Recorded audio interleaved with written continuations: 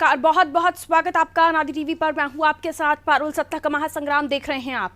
तमाम चुनाव सुधारों की वकालत होने के बावजूद भी राजनीतिक पार्टियां विधानसभा चुनाव में आपराधिक छवि वाले उम्मीदवारों को मैदान में उतारने से बिल्कुल झिझक नहीं खाती। चुनाव पर नजर रखने वाली संस्था एसोसिएशन डेमोक्रेटिक रिफॉर्म्स यानी एडीआर ने उत्तर प्रदेश विधानसभा चुनाव के पहले चरण का नामांकन कर चुके उम्मीदवारों के हलफनामे का निरीक्षण किया। एडीआर ने पहले चरण के कुल 615 नामांकन दाखिल कर चुके उम्मीदवारों के चुनावी हलफनामे का अध्ययन करने के बाद अपनी रिपोर्ट दायर की। रिपोर्ट में बताया गया कि 615 में 156 उम्मीदवार ऐसे हैं जिनके खिलाफ आपराधिक मामलों की जानकारी दी गई है। यानी पहले चरण में कुल 25% दागी उम्मीदवार हैं। इतना ही नहीं, इनमें 121 उम्मीदवार ऐसे भी हैं जिनके ऊपर गंभीर आपराधिक मामले दर्ज हैं। यानी कुल 20% गंभीर मामलों में आरोपी पार्टियां उम्मीदवार इन लोगों को बनाए हुए हैं। तो एक तरफ आप कहते हैं कि आपको अपराध खत्म करना है और दूसरी तरफ जनप्रतिनिधि भी उन्हीं बनाना है जिनके खिलाफ आपराधिक मामले दर्ज हैं। तो आज बात होगी सबका साथ अपराधियों के साथ। ये सच है क्या? रिपोर्ट देखिए।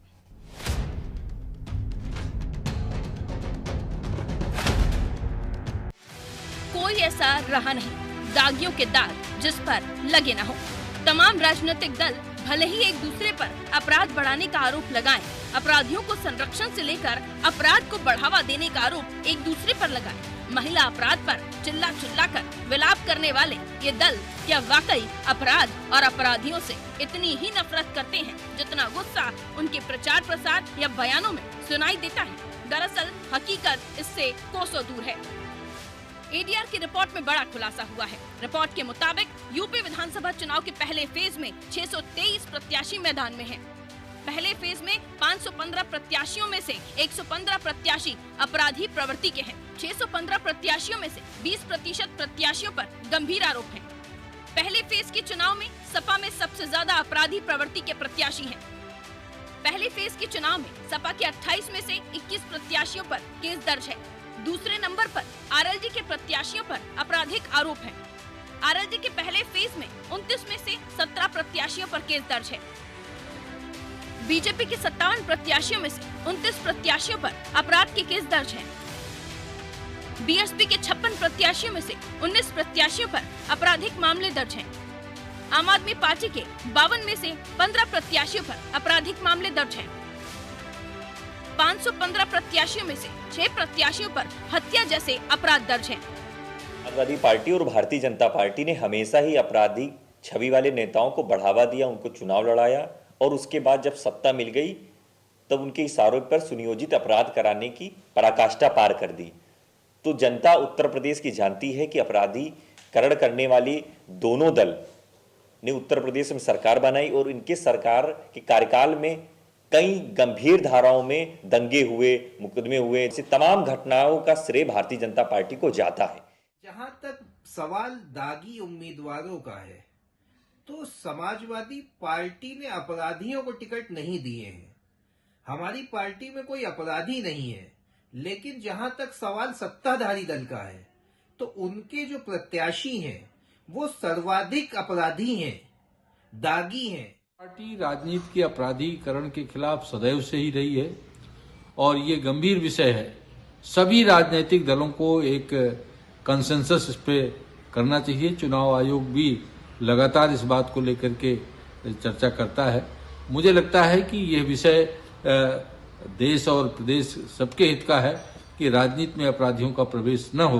भारतीय जनता पार्टी प्रारंभ से इस पे अमल भी करती है और इसके खिलाफ आवाज भी बुलंद करती है। यानी अपराधियों पर भरोसा करने वाले यूं तो तमाम दल हैं जिन्हें अपराध और अपराधियों से सख्त परहेज है, लेकिन बावजूद इसके अपराधियों को टिकट देने के मामले में दल अव्वल है और सबसे ज्यादा आगे है समाजवादी पार्टी। रिपोर्ट के मुताबिक समाजवादी पार्टी अपराधी पृष्ठभूमि वाले उम्मीदवारों को टिकट देने में अव्वल निकली है। पहले चरण में उनके कुल 28 उम्मीदवारों में से 21 यानी 75% ऐसे ही हैं। सपा की जोड़ीदार आरएलडी यानी राष्ट्रीय लोक दल के कुल 29 उम्मीदवार में से 17 यानी 59% के खिलाफ आपराधिक मामले दर्ज हैं। वहीं बीजेपी ने पहले चरण में उतारे 58 उम्मीदवारों में 29 यानी 51% के खिलाफ आपराधिक मामले चल रहे हैं। यानी क्राइम पर इंटॉलरेंस की बात करने वाली बीजेपी भी इसमें पीछे नहीं है। अब सवाल ये है कि आपराधिक छवि के नेता जिनकी संलिप्तता गंभीर अति गंभीर अपराध में है, उन्हें ही टिकट देकर पार्टियां ये कैसा समाज सुधार के ख्वाब देख रही हैं। ब्यूरो रिपोर्ट, अनादि टीवी।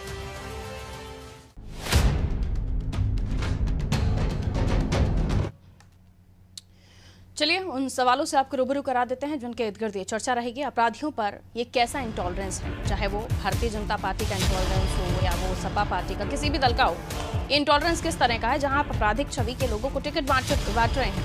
क्या साफ छवि के प्रत्याशियों की कमी हो गई है प्रदेश में, जो आपको ऐसे लोगों को ही टिकट देना पड़ रहा है? क्या अपराधियों को टिकट देने से क्राइम कम हो जाएगा? क्या जीतने की गारंटी जो क्या ये अपराधी कैंडिडेट देते हैं और इसीलिए इनको टिकट दिए जाने में प्राथमिकता बरती जाती है? कुछ ऐसा ही लग रहा है। चलिए मेहमानों से आपकी मुलाकात जो हमारे साथ चर्चा में जुड़ रहे हैं। चंद्रेश कुमार सिंह साहब हमारे साथ जुड़े हैं, प्रवक्ता आप कांग्रेस के। चंद्रेश जी आपका स्वागत। केसी जैन साहब प्रवक्ता है भारतीय जनता पार्टी के। जैन साहब आपका भी स्वागत करती हूँ। अरशद आबिद साहब प्रवक्ता आप सपा पार्टी से हमारे साथ जुड़े हुए। अरशद जी आपका भी स्वागत करती हूँ। सैयद रजा रिजवी साहब वरिष्ठ पत्रकार हैं, सर आपका भी बहुत बहुत स्वागत।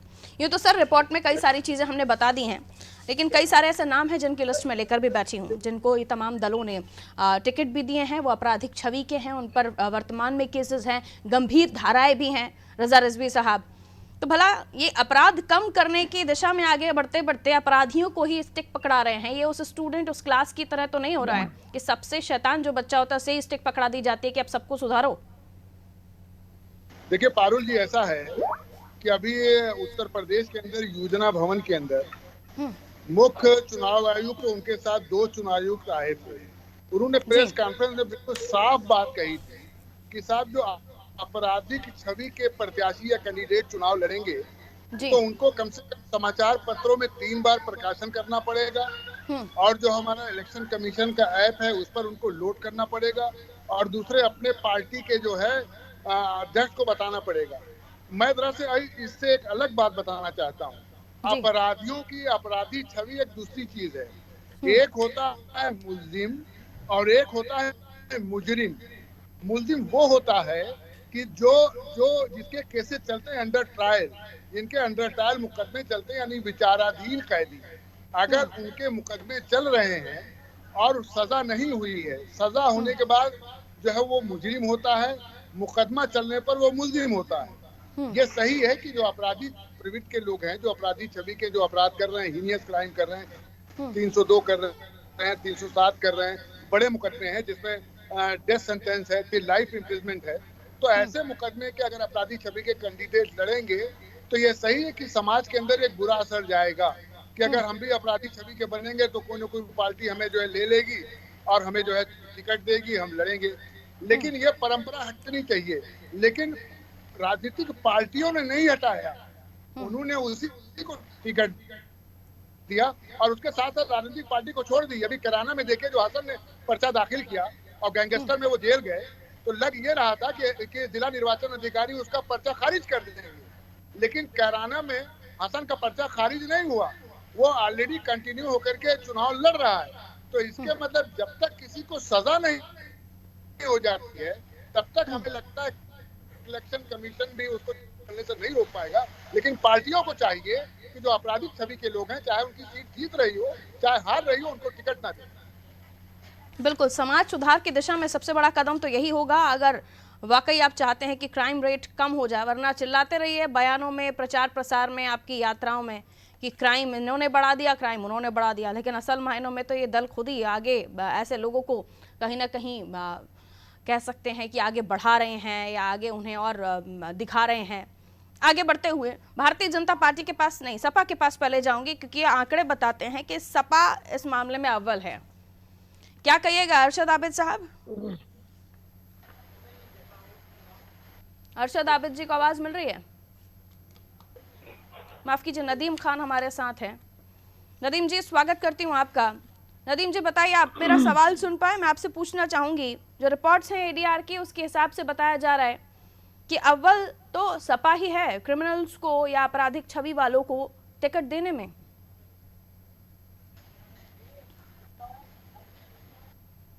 नदीम जी तक आवाज नहीं पहुंच रही है, शायद हम लौटेंगे नदीम जी के पास। बीजेपी के पास जाते हुए केसी जैन साहब, ये जो परंपरा है ये है तो बिल्कुल ठीक नहीं, लेकिन फिर भी राजनीतिक दल इस पर अमल करते हैं। आखिर क्यों? इनटॉलरेंस की बात आप करते हैं, आप बुलडोजर चलाने की बात करते हैं, आप माफियाओं को खत्म करने की बात करते हैं, लेकिन जब एडीआर की रिपोर्ट सामने आती है तो पता चलता है कि आपने भी क्रिमिनल्स को टिकट दे रखे हैं, आपराधिक छवि के लोगों को टिकट दे रखे हैं। कैसी जन साहब? अरुण जी, देखिए, आप जो डाटा लेकर के बैठी हैं और जिससे आप चर्चा कर रहे हैं, दोनों चीजें महत्वपूर्ण हैं। भारतीय जनता पार्टी ने कई बार प्रयास किया इस बात का कि सारे राजनीतिक दल एक मंच पर आए और जिताऊ कैंडिडेट ना दे करके इस बात पे जोर दें कि हम आपराधिक छवि के लोगों को चुनाव मैदान में नहीं उतारें। लेकिन एक समस्या आ जाती है हर एक पार्टी के सामने। मैं स्पष्ट रूप से कहूंगा, पार्टी से एक इतर बात कहूंगा कि हर एक पार्टी को जिताऊ उम्मीदवार चाहिए, और अगर सामने वाला बाहुबल है, ताकतवर है, पैसे वाला है, तो अगर हम एक साधारण व्यक्ति को उसके सामने टिकट देंगे, खड़ा करेंगे, तो जाहिर सी बात है उसके बाहुबल धन बल के आगे वो प्रत्याशी बहुत कमजोर बैठेगा और चुनाव में हारने के साथ ज्यादा रहते हैं जीतने के। कहीं ना कहीं कमोबेश हर एक पार्टी का ये स्थिति रहती है। लेकिन अगर सारे राजनीतिक दल ये निर्णय एक साथ ले लें, जैसा कि अभी आदरणीय रजा रिजवी साहब ने जो बात कही कि सारे राजनीतिक दलों को इस तरीके का निर्णय लेना चाहिए कि इस तरीके के जो आपराधिक छवि के लोग हैं उनसे दूर रहे। आपने प्रोमो में भी दिखाया, आदरणीय श्रीवास्तव जी ने, भारतीय जनता पार्टी के प्रवक्ता हैं, उन्होंने भी इस बात को कहा कि सारे राजनीतिक दलों को एक साथ आकर के इससे निर्णय लेना चाहिए। लेकिन अगला सवाल अब ये कि आप देखिए कि कई पार्टियों ने 376 के मुलजिमों को भी इस तरीके के चुनाव मैदान में उतारा है। अब मोहम्मद सलमान इम्तियाज हैं, कांग्रेस के हैं, इनके ऊपर लूट और अपहरण और धन प्रवर्तन के तो बहुत सारे मामले इनके ऊपर ही हैं, लेकिन लूट और अपहरण जैसे मामले इन्होंने इनको प्रत्याशी बनाया है। कई रालोद के एक प्रत्याशी हैं मोहम्मद यूनुस, इनके ऊपर 376 का मुकदमा है। भारतीय जनता पार्टी का एक भी प्रत्याशी ऐसा नहीं है जिसके ऊपर 376 का मुकदमा पंजीकृत हो, पेंडिंग भी हो कोर्ट में, ऐसा एक भी प्रत्याशी नहीं है भारतीय जनता पार्टी का। तो हमें ये भी देखना चाहिए कि किस तरीके की धाराएं हैं, किस तरीके के मुकदमे हैं। राजनीतिक मुकदमों में रास्ता जाम करने का, रोड जाम करने का, इस तरह के मुकदमे लग सकते हैं। और उसके साथ में आप जो बताना चाह रहे हैं, आपकी परिभाषा अगर मैं अपने दर्शकों को समझाने की कोशिश करूं तो आप इनको अलग अलग छोटे जार्स में इनको नाप रहे हैं। क्राइम्स को, लूट की तो वो छोटा अपराधी हो गया, डकैती की तो उससे थोड़ा सा बड़ा हो गया, फिर क्राइम किया अगर किसी और तरह किसी को मार दिया तो वो उससे बड़ा हो गया। क्राइम होता है सर, क्राइम को खत्म करना है ना आपको। क्राइम होता है, लेकिन दो तरीके के क्राइम होते हैं। एक साधारण प्रवृत्ति के हैं, नॉन बेलेबल और बेलेबल क्राइम्स भी उसने परिभाषा दी है, और साथ ही साथ जो इंजीनियस क्राइम है, हत्या, लूट, डकैती, बलात्कार, ये ऐसे अपराध है जिससे समाज के अंदर उस व्यक्ति के प्रति हर एक व्यक्ति को भय व्याप्त होता है। लूट, डकैती जैसे जो गंभीर धाराएं है ना सर, वो आपके भी कैंडिडेट्स के ऊपर लगी हुई हैं। लेकिन पारुल जी, आप कंपैरिजन करिए, हमने आपसे बताया 376 के मुकदमों, आपका कैंडिडेट अपराधी है, वो अपराधी अलग हो गया, दूसरी पार्टी का कैंडिडेट अगर अपराधी है वो अलग हो गया। पारुल जी, यही तो बात है, इसी चीज को तो समझना है कि बिल्कुल अलग है। हमारे और उनके मतलब नहीं है। मतलब ये है कि अगर कोई 376 का मुलजिम है, उसकी तुलना 504, 506, 323 वाले से नहीं की जा सकती। कहीं धक्का मुक्की हो जाए, कहीं गाली गलौज हो जाए, उसकी तुलना किडनैपिंग करके ले जाना, असलहे के दम पे बलात्कार करना। अभी केसी जैन साहब के सामने दो ऐसे मुजरिमों को खड़ा कर दिया जाए। केसी जैन साहब सुन लीजिए, अब आप ना ऐसे गोल गोल घुमाना बंद कर दीजिए। केसी जैन जैन साहब के सामने दो ऐसे मुजरिम खड़े कर दिए जाएं, जो एक तो लूट डकैती की घटनाएं करता हो, दूसरा मर्डर करता हो, तीसरा रेप जैसी घटनाएं करता हो। आप इनमें से किसको पसंद करेंगे अपने बगल में बिठाना? किसी को भी बता दीजिए जरा। इसमें से किसी को भी नहीं। लेकिन हाँ, अगर गाली गलौज कहीं पे हुई है, कहीं पे धक्का मुक्की हुई है, क्राइम तो क्राइम है ना सर। आपकी नजर में छोटी से छोटी चोरी भी चोरी है ना? नहीं, देखिए पारुल जी, यहाँ पे हमको इन चीजों का जो अब आप पता है आप क्या कर रहे हैं केसी जैन साहब? अब आप क्रिमिनल्स को जस्टिफाई कर रहे हैं कि छोटा क्रिमिनल, ये बड़ा क्रिमिनल, ये उससे बड़ा क्रिमिनल। रहने दीजिए साहब, ये देखना पड़ेगा। आप पर आए तो आप उसे जस्टिफाई करना शुरू कर दें। अगर कोई व्यक्ति राजनीति में है तो उस पर राजनीतिक मुकदमे लगते हैं। मैं सिर्फ इतना कह रहा हूँ, जिस व्यक्ति पर राजनीतिक मुकदमे हैं, राजनीति करने वाले व्यक्ति को उसमें तो छूट मिल सकती है, लेकिन जो इंजीनियस क्राइम है रेप, हाँ नदीम जी, आपके पास आ रही। लूट, हत्या का प्रयास, उस पे छूट बिल्कुल नहीं होनी। आप जस्टिफाई करना अब आपकी मजबूरी हो गई, क्योंकि टिकट तो बांटे आपने और आपने भी मजबूरी बता दी कि साहब सामने से अगर ऐसा कोई कैंडिडेट जो बाहुबली है, धनबल से के साथ चुनाव लड़ रहा है, तो उसके सामने तो वैसा ही कैंडिडेट उतारना पड़ेगा। लेकिन आप भूल जाते हैं, आप लॉज बनाने में तो आपकी पार्टी माहिर है। ठीक है, आ रही हूँ अभी। अब नदीम साहब, सपा जो है इस मामले में अव्वल है। तारीख को हमने चुनाव मैदान में नहीं उतारा है। सपा आ रही हूँ अभी आ रही हूँ सर। सपा जो है इस मामले में अव्वल बताई जा रही है। आप एटीआर की रिपोर्ट कहती है कि पहले फेज में नदीम साहब आपने जो कैंडिडेट उतारे हैं ना, वो सबसे ज्यादा आप ही लोगों ने आपराधिक छवि के लोगों को टिकट दिए हैं। बताइए क्या जवाब है आपका? मैं कहना चाहूंगा आप अपने आंकड़े सही कीजिए। आप एटीआर के आंकड़े ठीक करूं मैं?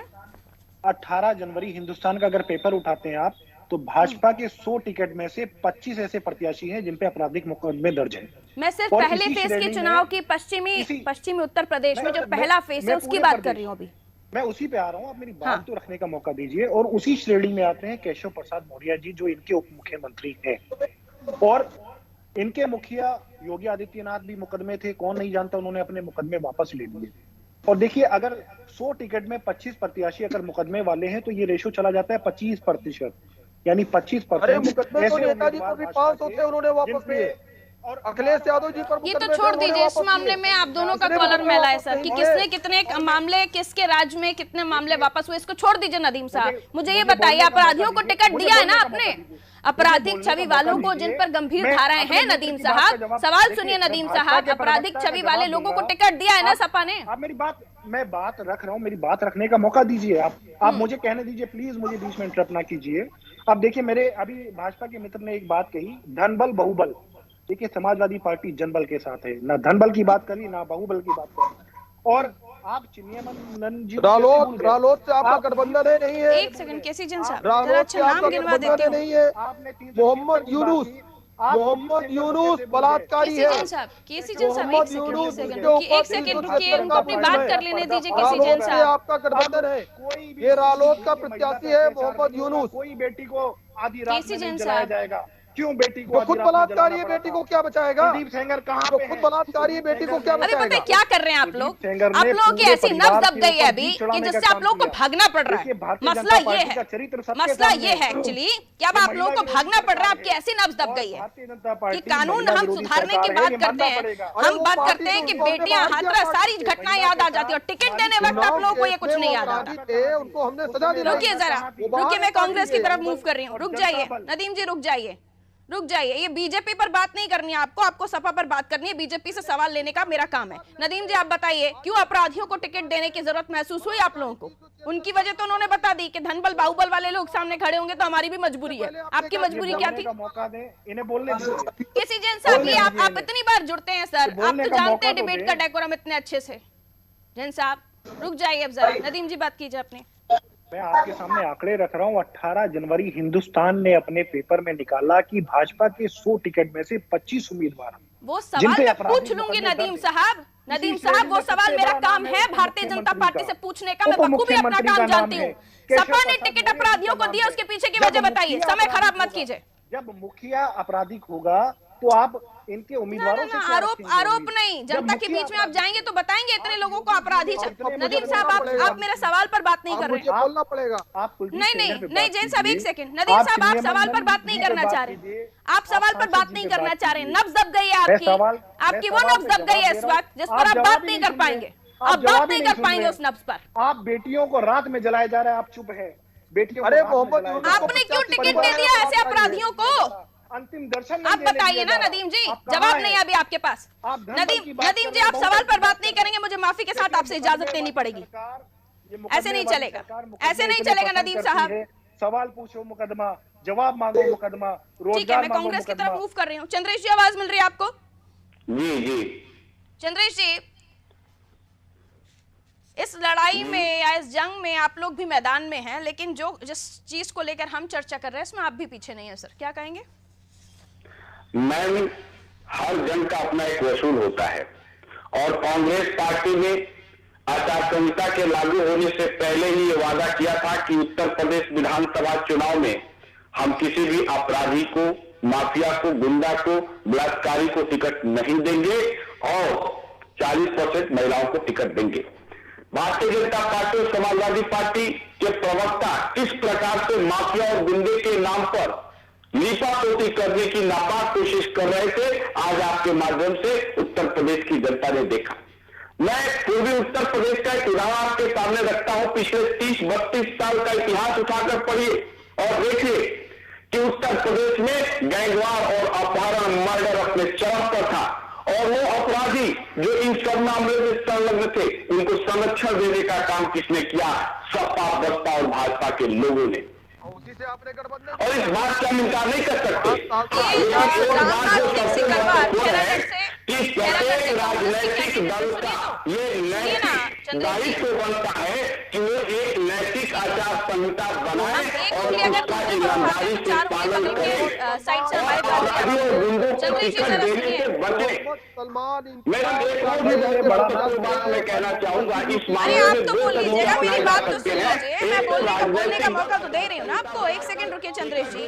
ये रामनाथ सिंह सिकरवार जी खैरागढ़ से कांग्रेस के कैंडिडेट हैं, इसके अलावा मोहम्मद सलमान इम्तियाज अलीगढ़ से कांग्रेस के कैंडिडेट हैं, इनके बारे में शब्द कुछ बोलना चाहेंगे आप?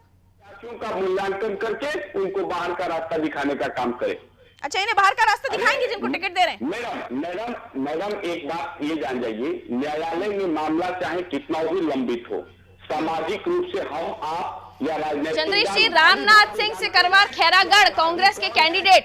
चंद्रेश जी रामनाथ सिंह सिकरवार सुन रहे हैं? चंद्रेश जी बोलते ही रहिएगा, सुनिएगा नहीं क्या? चंद्रेश जी, रामनाथ सिंह सिकरवार खैरागढ़ से कांग्रेस के कैंडिडेट, इनके बारे में दो शब्द कहेंगे? मोहम्मद सलमान इम्तियाज अलीगढ़ से कांग्रेस के कैंडिडेट।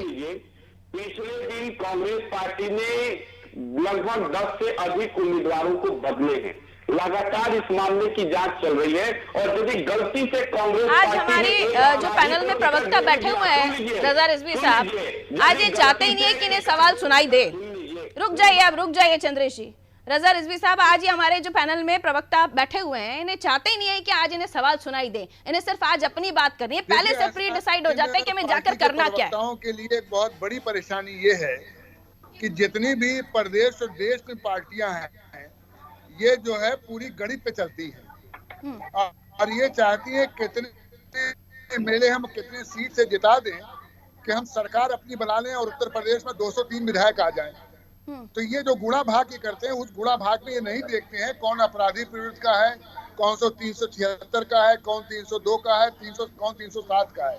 ओम प्रकाश राजभर जो समाजवादी पार्टी में चले गए हैं, बीजेपी में कैबिनेट मिनिस्टर थे और उनकी अपनी जो है पार्टी है, सुहेल देव पार्टी है, वो मुख्तार अंसारी से मिलने जाते हैं जेल में और मिल के जब आते हैं तो वो ये भी बताते हैं कि साहब मुख्तार अंसारी जो है वो आम जनता उसको बहुत लाइक करती है और आम जनता उसको वोट दे देती है।